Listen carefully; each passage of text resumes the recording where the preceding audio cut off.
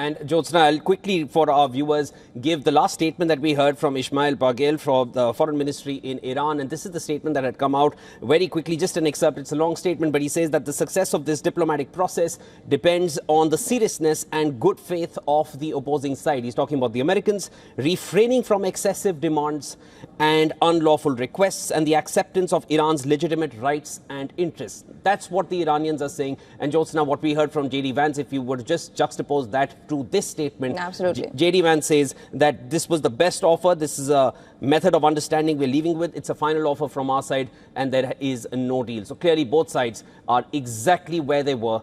Even after 21 hours, JD Vance gave some ray of hope, said it was positive, but there is no deal. So then that tells you how positive or negative or ineffective these talks have been so far. Where do we go back in terms of the battlefield? Lebanon still where it was, Strait of Hormuz still where it was.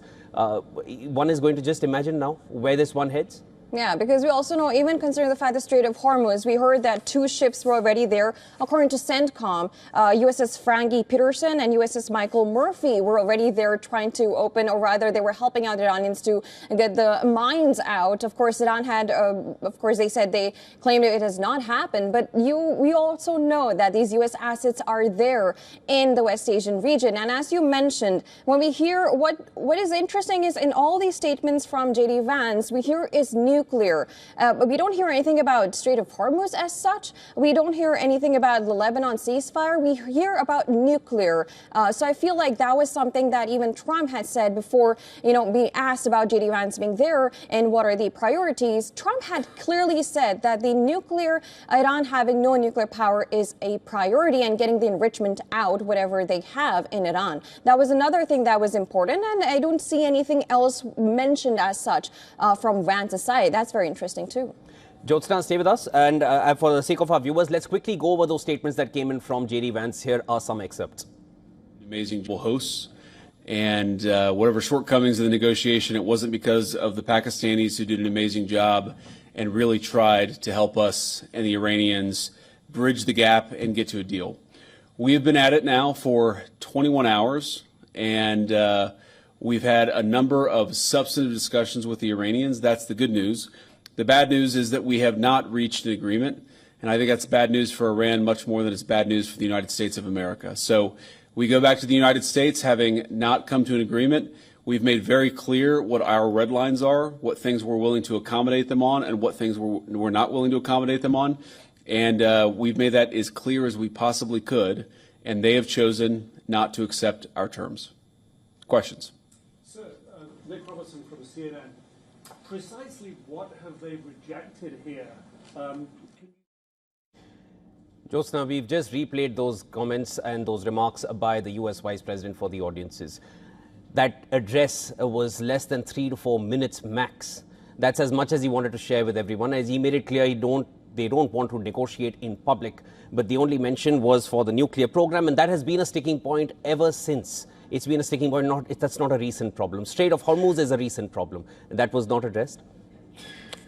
Absolutely. And as you, of course, mentioned, the nuclear thing that he, of course, has identified as one of the sticking points where he were working on, Strait of Hormuz or the Lebanon ceasefire. Now, there seems to be that there was good discussions. I'm not going to rule out there that he has said that there were good discussions. It's just that there was no agreement as yet. So does that mean their negotiations are still going to continue even when they're back? Will they have more negotiations coming up? There seems to be something unclear here. So we're going to have to wait and see any reactions coming in from the Iranian side after these talks, because this is the first reaction coming in, and that too from the U.S. Of course, Vance saying that there is no agreement, but it seems like there is no rule out, and they're not ruling out negotiations. There's no statement regarding will the negotiations continue, and of course we'll have to wait and see how Trump reacts to this as well, because we already heard him say that it doesn't matter to him if a deal is set or not. And interestingly, even before that, a few days ago, he said that if a deal is done, well, I win. If it's not, it's Vance. So, of course, we'll have to wait and see how that turns out, and wait to see how Iran reacts after this press conference of Vance. It's interesting you mentioned that, Jyotsna, because that clearly gives you a sense that the US president, and as JD Vance also agreed to and acknowledged that they've been regularly in touch with Donald Trump. He would not specify how many times they spoke clearly, but they've been in regular touch. And that statement from Donald Trump was, I think, an indicator that these talks were not leading to an agreement or a conclusion, but he wanted to initiate, or I would say reinforce the fact or the thought that the US won whatever it is that he feels they won out of this, because as of now, the Strait of Hormuz remains blocked. The Iranian proxies that the Americans have problems with, or the Iranian-backed militias, they're very much active in the region, and there's a 2-week pause. Where do we go from here? Because Strait of Hormuz for the Iranians still remains out of bounds for any other country if they don't allow it. True. And of course, there were a lot of updates coming in before about, how Pakistan had held these negotiations. And Vance has clearly also thanked Pakistan for holding these talks. And there were also reports of the foreign minister going to Beijing, trying to also formulate like a 5-point program there. And then we had Trump reacting to that, saying that if at all we have China helping out Iran, it's going to be bad news for them. So a lot of things were building up to this, and we'll have to wait and see if this is an escalation, or maybe we'll have to wait to see if there's going to be any negotiations to go forward with. And actually, just talking about the Strait of Hormuz, Jyotsna, let me just quickly add a few details. There were reports that a U.S. destroyer was approaching the Strait of Hormuz. This was a little over 10 to 12 hours ago, and the Iranians, during those negotiations, gave a statement, and this is all as per reports, that if that destroyer does not turn around, it will be attacked in 30 minutes. And then there are reports suggesting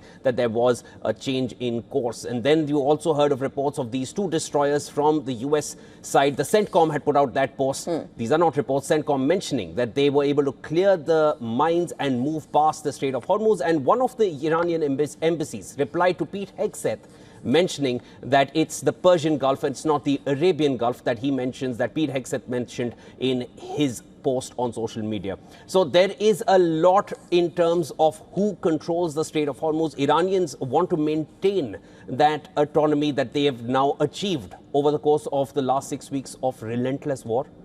Right. And of course, on the US side, there were reports of they wanting a joint effort into controlling this. And considering the fact that for Iran, Strait of Hormuz came out as a leverage. Now, if you look at the whole series of talks initially before the war, there were talks on just nuclear weapons or maybe enrichment. But yeah, after this war, it turned out that US and Israel, of course, underestimated how much power did Iran have, not just militarily, but also on the Strait of Hormuz. Again, became a big point for Iran. And considering the fact that they already have power there and they have been able to turn the course of the war because of that, it's difficult to say if they would actually negotiate with U.S. on those terms and agreeing to a joint effort in the region, because we've seen Iran trying to say that we don't even want the forces of U.S. In the region. And Jyotsna, just to add a few more elements here, the Israeli Prime Minister mentioned it very clearly in his latest remarks that Israel will continue to fight Iran and Iranian proxies, quote unquote. So that battle remains. Strait of Hormuz remains locked.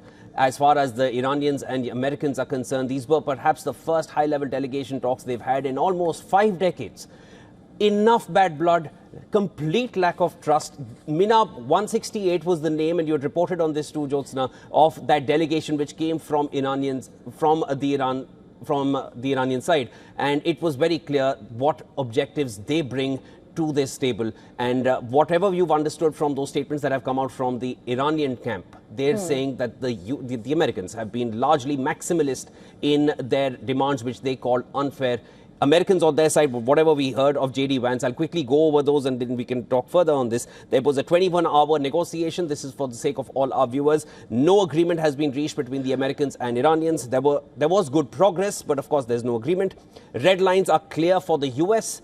Iran has not accepted US terms. And very clearly, he said there was no affirmative commitment from Iran that they will not seek a nuclear weapon. This is the only point that JD Vance very, very strategically made clear to the public, because this is a point which has remained a problem, since much before this war even started, since 2018 and even before that. What has started now is the problems in Lebanon, the relentless attacks of the Israelis which continue in Lebanon. on Hezbollah, but the Lebanese people take the toll. And along with that, the Strait of Hormuz, which has now been leveraged by the Iranians, blocking it completely. And that has been a major problem for the Americans. Just to add a little more context, Jyotsna, the US president little over 10 days ago had said this is not an objective for us. It's not our problem. The Strait of Hormuz is open for anybody who wants oil from there. Please go and take it. We've done the hard work. And then days later, during that presser, he mentioned, well, it's a top priority for the US. And 21 hours of negotiations, Jyotsna, doesn't it tell us how desperate both sides have perhaps been to arrive at some conclusion? They've both been hurt.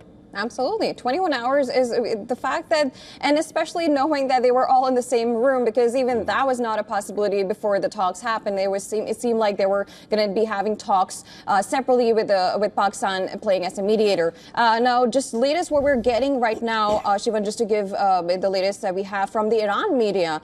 So now Iran media, after this Vance's press conference, what they have come in saying, Iran's Tasneem citing report have said that Iran-US negotiations ended. Two sides have not reached an agreement.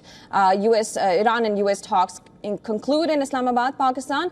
America's excessive demands prevented a common framework and agreement. Now, Tasneem correspondent, which is dispatched to, of course, the negotiating side, said negotiations between the Iranian and American teams ended a few minutes ago, and the two sides have not yet reached an agreement due to America's excesses and ambitions. Now, that's interesting to hear from the Iranian side. Vance saying that they didn't agree to what we had to say, and Iran saying that they had excessive demands there. That's the first reaction we're getting from the Iranian media, Shivan. Yes, and Jyotsna, just very quickly before we slip into a break, the last statement that had also come out from the Iranian government was that at Pakistan's proposal and with the agreement of the negotiating teams from both sides, the talks mediated will continue for another round after a pause on Sunday. So even after a few hours, there was going to be a pause. Today being Sunday in Islamabad, it would be a little before 7 a.m. at this point, and they were ready to have talks later today. And then you hear that statement from JD Vance that they're heading back, and that's the end of it. So there has been some change in approach to where these talks are going to go. Will the American delegation again make that trip to come back to Pakistan or any other country and have negotiations with the Iranians face to face? It seems as unlikely as these talks were. Let's wait and watch how this one goes. That was Jyotsna, my colleague, joining me from the newsroom. I'm Shivan Chandna. We'll slip into a very short break. This is our rolling coverage of what's happening in West Asia.